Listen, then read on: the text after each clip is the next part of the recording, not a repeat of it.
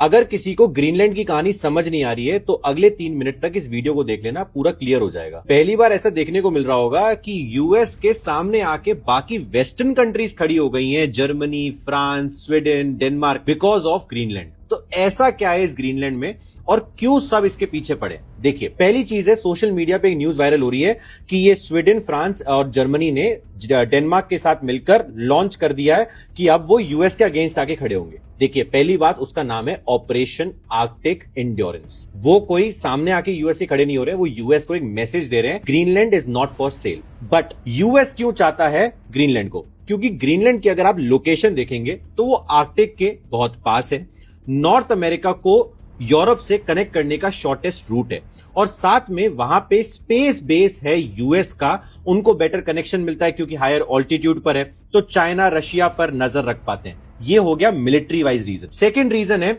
क्योंकि global warming हो रही है तो ग्लेशियर्स पिघल रहे हैं। नाम ग्रीनलैंड है बट है तो आइस, पिघल के बनता है फ्रेश वाटर, और वो चाहिए यूएस को क्योंकि चिप बनाने के काम आता है। इस टाइम पे फ्रेश वाटर का सबसे बड़ा जो फायदा उठा रहा है वो उठा रहा है चाइना, ठीक है। इनको भी वो चिप बनाने के लिए पानी चाहिए। अब पानी के अलावा मिलते हैं minerals, rare earth minerals. Rare earth minerals आपने बहुत सुना होगा, जो चाइना के पास है, और चाइना हर देश पे चाबी कसता है because of this rare earth minerals, तो वो भी वहां पर मिल सकते हैं। तो ये सारे रीजन है जिसकी वजह से यूएस चाहता है कि उनको ग्रीनलैंड मिल जाए। बट यूएस का टेक क्या है, क्यों मिल जाए?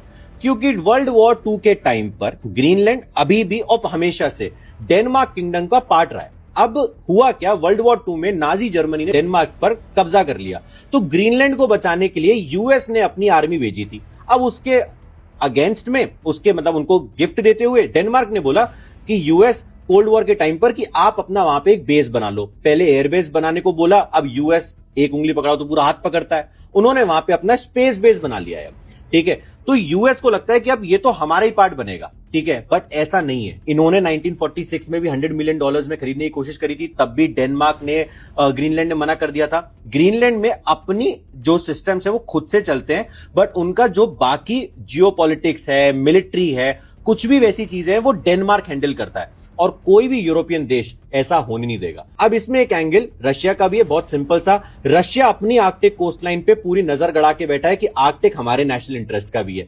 तो यूएस और रशिया आमने सामने हैं, बीच में चाइना नजर गड़ा के बैठा है, और यूरोपियन कंट्रीज, बाकी वेस्टर्न कंट्रीज भी यूएस का साथ नहीं देंगी ग्रीनलैंड में, बिकॉज उनका भी फायदा है। कौन से नए ट्रेड रूट्स खुले, उनको भी उसका एडवांटेज चाहिए।